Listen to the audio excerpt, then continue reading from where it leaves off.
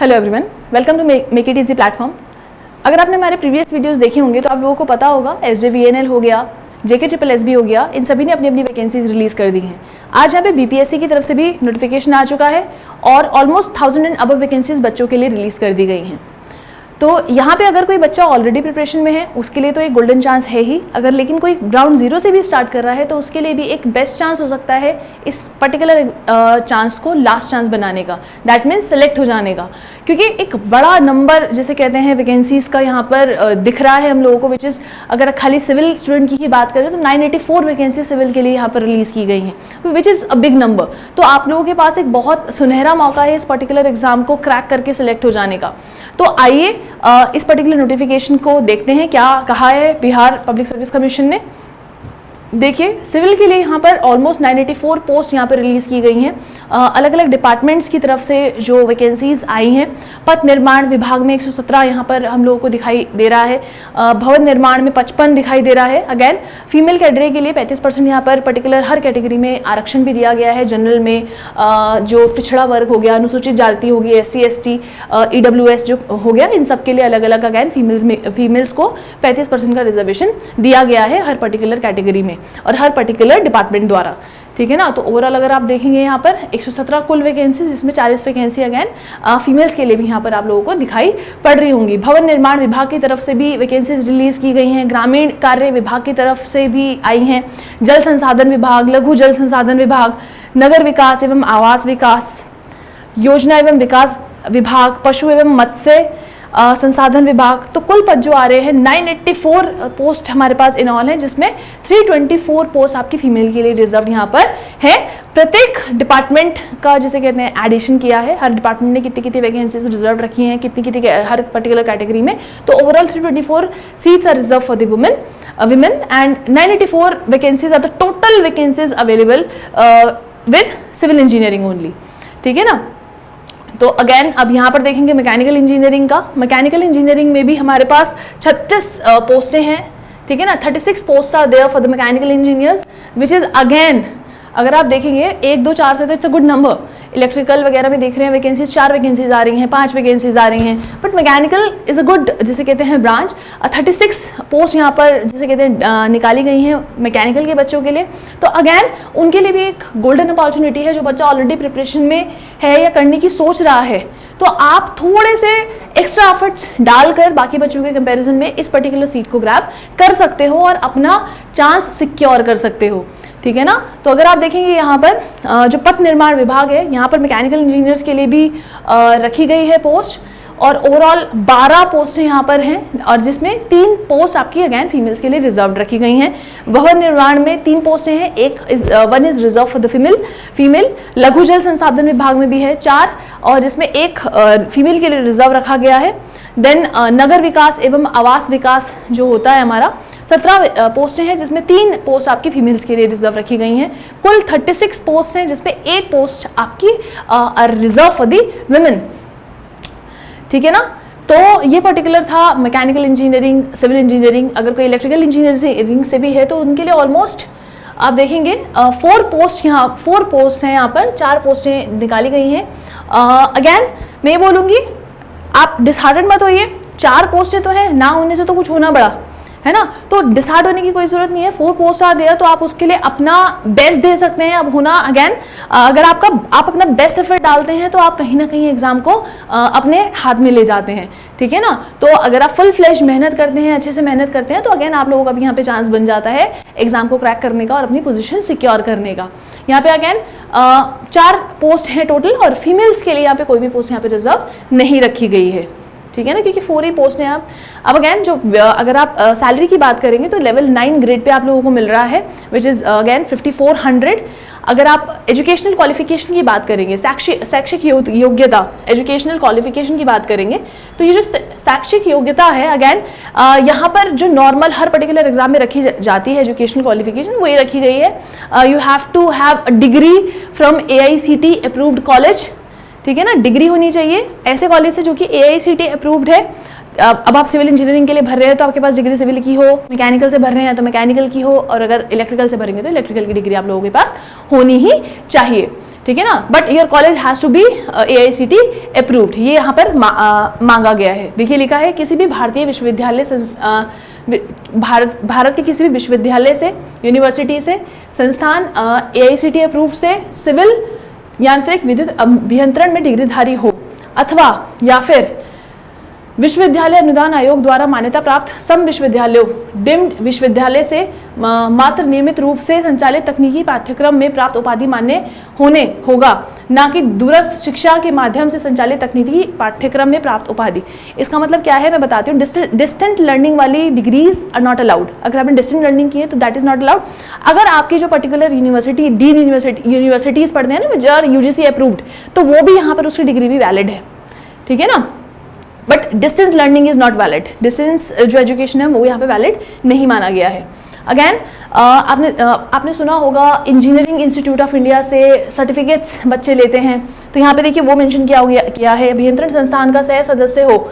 Engineering institute of India से certificates भी आते हैं, बच्चे उसके पार्ट भी बनते हैं, ठीक है ना। अथवा अभियंताओं के संसाधन भारत से प्रशाखा अ व आ में उत्तीर्ण हुआ हो अथवा अभियंताओं के संस्थान भारत द्वारा प्रस्वीकृत संस्थान से प्रशाखा ए अ और आ के समतुल्य परीक्षा में उत्तीर्ण होकर अन्य उपाधि प्राप्त की हो, ठीक है ना। तो लेकिन जो मेजर कैटेगरी का बच्चा जो फॉल करेगा वो इन दोनों में ही करेगा, वो नीचे नहीं करेगा, ठीक है ना।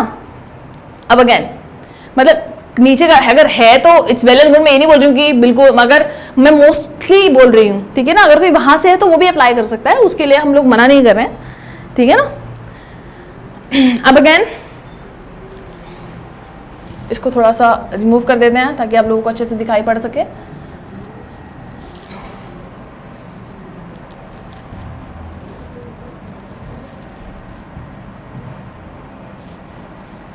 ठीक है, चलिए अब सीमा की बात कर लेते हैं, उम्र सीमा की। देखिए कल कुछ बच्चों के मैसेज आ रहे थे हम लोगों को कि मैम हम लोग 3rd ईयर में हैं, क्या हम ये पर्टिकुलर फॉर्म भर पाएंगे, नहीं भर पाएंगे। काफ़ी बच्चों की ऐसी क्वेरीज थी। अब देखिए ये पर्टिकुलर जो फॉर्म है ये सिर्फ वही बच्चा भर सकता है जिसके पास डिग्री है ऑलरेडी। अगर आप 3rd ईयर या 4th ईयर में हैं तो आप इसको पर्टिकुलरली अभी नहीं भर सकते हैं। You have to have degree in your hand, आपके पास डिग्री होनी चाहिए, आपका 4th ईयर कंप्लीट हो जाना चाहिए, तब आप इस फॉर्म को पर्टिकुलरली भर सकते हैं, अदरवाइज नहीं भर सकते, ठीक है ना। अगर if you have provisional degree तब भी आप इसको भर सकते हैं, ठीक है ना। प्रोविजनल डिग्री होती है, कुछ बच्चों के पास डिग्री नहीं मिली, प्रोविजनल डिग्री है तो आप उसको भर सकते हैं प्रोविजनल डिग्री के साथ भी, तो कोई ऐसे उस पर दो राय वाली बात नहीं है, ठीक है। उम्र सीमा की अगर आप बात करेंगे तो मिनिमम एज रखी गई है इसमें 21 ईयर्स, ठीक है ना। तो 21 साल के बालक इसको, बालक एवं बालिकाएं दोनों ही इसको भर सकते हैं। अब अगेन आगे देखते हैं इसको। तो यहाँ पे बेसिकली जो मैक्सिमम एज रखी गई है वो अगर आप यहाँ पे देखेंगे पर्टिकुलरली तो पुरुषों के लिए यहाँ पे 37 वर्ष रखी गई है, जो जनरल मेल हैं उनके लिए, और महिलाओं के लिए बेसिकली जो फीमेल्स हैं उनके लिए 40 रखी गई है, और अगर आप किसी कैटेगरी से बिलोंग करते हैं तो उनके लिए 42 ईयर्स रखा गया है। बेसिकली एज रिलैक्सेशन यहाँ पर दिया गया है, ठीक है ना। ये ऑलमोस्ट सारे एग्जाम्स में आप लोगों ने देखा ही होगा, इट इज़ क्वाइट नॉर्मल, तो आप लोगों को पता ही होगा, ठीक है। इसमें जो मेन पॉइंट्स हैं मैं आप लोगों को वो बता रही हूँ। अगर आप चयन का आधार देखेंगे तो अगेन ये ऑब्जेक्टिव पेपर यहाँ पर होने वाला है। अब जो ऑब्जेक्टिव पेपर होने वाला है ना, देखिए अगर आपने उत्तराखंड AE का पेपर भी दिया होगा तो उसमें भी आप लोगों ने देखा होगा, इसमें जो सब्जेक्ट्स हैं, सब्जेक्ट्स कौन कौन से हैं यहाँ पर, एक तो है यहाँ पर हिंदी है, फिर है आपके पास इंग्लिश, फिर है आपका जनरल नॉलेज, ठीक है, जनरल नॉलेज है यहाँ पर, फिर है इसके बाद आपका जनरल इंजीनियरिंग, फिर आपके जो जिसे कहते हैं सब्जेक्टिव चॉइस, जो सब्जेक्ट्स हैं सिविल इंजीनियरिंग, उसके 2 पेपर हैं यहाँ पे, उसके यहाँ पे 2 पेपर है, और प्रत्येक पेपर यहाँ पे 100 मार्क्स का है। ये भी 100 का है, ये भी 100 का है, ये भी 100 का है, ये भी 100 का है, और ये दोनों भी 100 के हैं, ठीक है ना।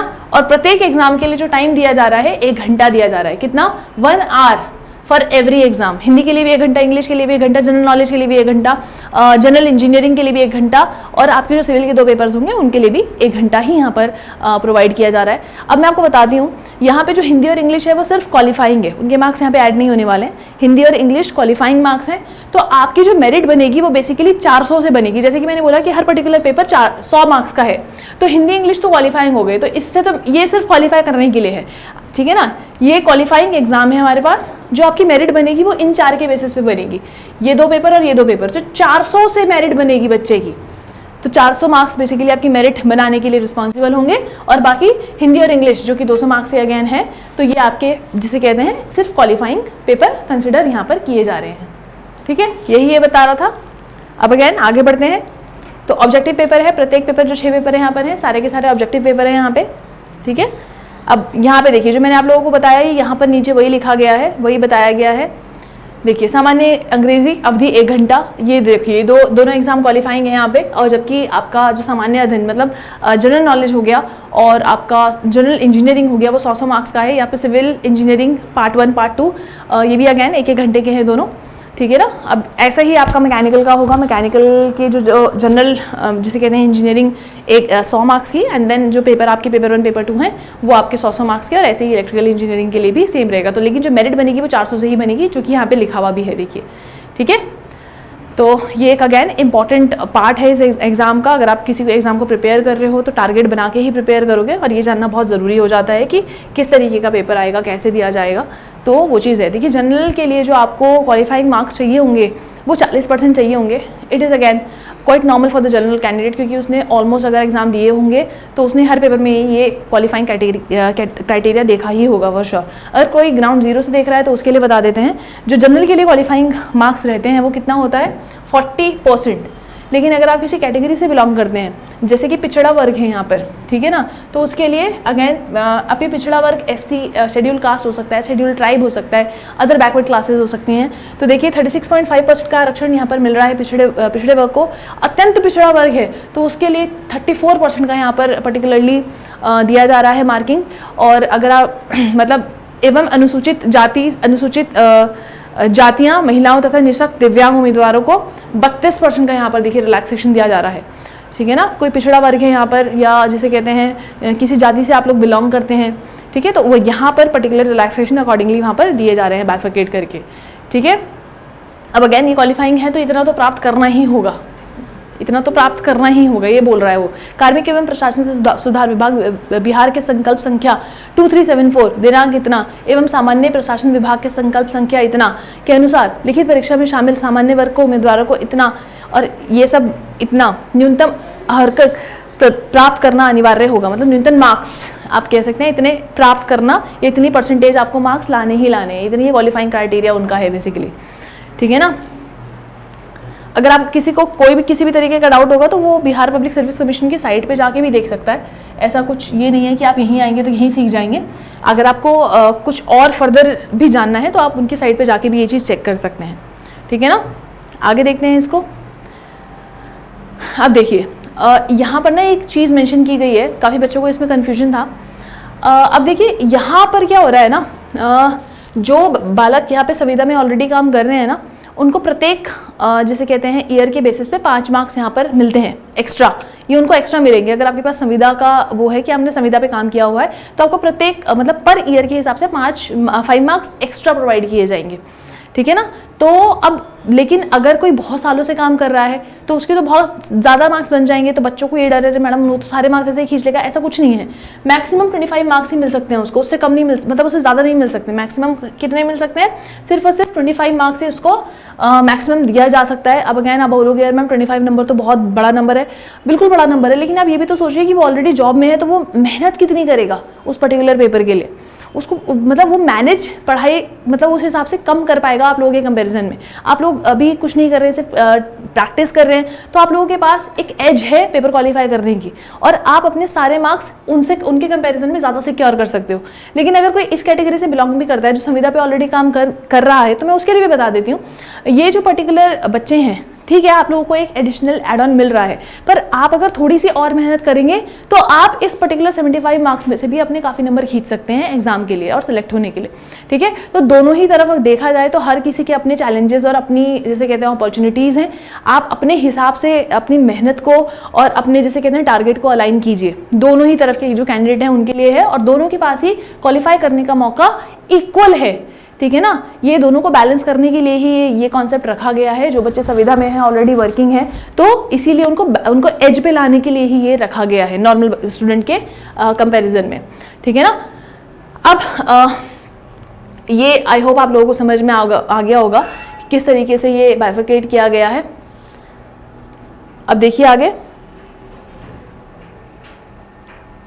अब इन्होंने ये पर्टिकुलरली किस तरीके से मार्क्स कैलकुलेट करेंगे वो पर्टिकुलर यहाँ पर बता रखा है। मैंने आप लोगों को ऑलरेडी ऊपर समझा दिया है, इस तरीके से था, तो ये वही उसी को इन लोगों ने बताया हुआ यहाँ पे।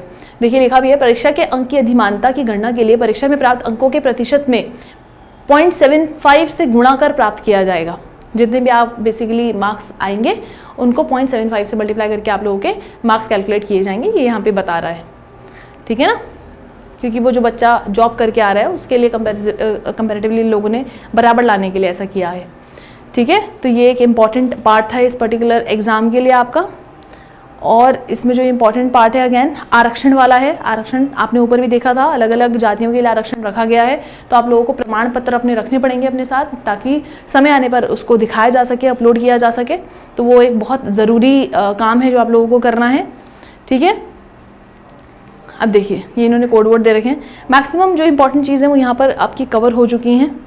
एजुकेशनल क्वालिफिकेशन, एग्ज़ाम किस तरीके से आएगा और पर्टिकुलर क्या क्या चीज़ें हैं, ये सारी मैक्सिमम चीज़ें यहाँ पर आपकी कवर हो चुकी हैं। तो पर्टिकुलर अब शुल्क पे आ जाते हैं। तो यहाँ पर जो जैसे कहते हैं एग्ज़ाम का चार्ज रखा गया है वो जनरल कैंडिडेट के लिए 750 रखा गया है। ये बहुत इंपॉर्टेंट पॉइंट है। 750 रुपीज़ रखे गए हैं, 750 रुपये। ठीक है ना, अगर जो केवल बिहार राज्य के अनुसूचित जाति के लिए उसके लिए 200 रुपये रखे गए हैं आपके। ठीक है ना, स्थायी निवासी जो हैं बिहार के उनकी महिलाएं उम्मीदवार जो हैं वहाँ की, उनके लिए भी 200 रखा गया है। दिव्यांगों के लिए भी 200 है। ठीक है ना, और सभी अन्य उम्मीदवारों के लिए आपके 750 रुपये यहाँ पे रखे गए हैं। ठीक है, तो ये बाइफिकेशन किया गया है। तो ये again it is the important point. ठीक है, अब कुछ इंपॉर्टेंट पॉइंट में ये भी है ऑनलाइन डेट। ठीक है ना, आवेदन करने की तिथि। तो ऑनलाइन आवेदन आपके बेसिकली हैं जो कब से आप अप्लाई कर सकते हैं, आपको 30 अप्रैल 2025 से स्टार्ट हो रहे हैं और लास्ट डेट है आपकी 28 मई। कितनी है? 28 मई। ये जो पॉइंट्स हैं जो मैं सर्कल कर रही हूँ इनको प्लीज़ नोट डाउन करते रहिए, क्योंकि ये बहुत इंपॉर्टेंट है। मैं सिर्फ इंपॉर्टेंट पॉइंट्स से आप लोगों को नोटिफिकेशन की बता रही हूँ, कुछ भी फालतू नहीं बता रही हूँ। ठीक है, अब रजिस्टर कैसे करना है, आपको इस पर्टिकुलर साइट पे जाना है। इस पर्टिकुलर साइट पे जाना है आपको रजिस्टर करने के लिए। वहाँ से आपको 1 टाइम रजिस्ट्रेशन करना पड़ेगा। ठीक है ना, अब यहाँ पे प्रोसीजर दे रखा है पूरा 1 टाइम रजिस्ट्रेशन करने का और वहाँ पे अपना फिर प्रोफाइल भरने का। तो अकॉर्डिंगली आप इसको फॉलो करके अपना फॉर्म वहाँ से फिल कर सकते हैं। जो अब आप साइट पे जाएंगे तो आप मतलब आगे जाते जाते ऑटोमेटिकली सीख ही जाएंगे किस तरीके से हमें आगे बढ़ना है, क्योंकि वहाँ पे आते रहते हैं नोटिफिकेशन इस तरीके से, अब ये क्लिक करो वो करो, तो आपका ऑटोमेटिकली वहाँ पर आ जाएगा। ठीक है, तो this is it for today. I hope आपको नोटिफिकेशन अच्छा लगा हो और समझ में भी आया हो। ठीक है, तो thanks for coming to our online platform. I hope आप लोगों को आज का नोटिफिकेशन अच्छा लगा हो और समझ में भी आया हो, क्योंकि वैकेंसीज का नंबर तो बहुत बड़ा है तो अच्छा लगना तो लाजमी है। Thanks for coming to our online platform. Thank you.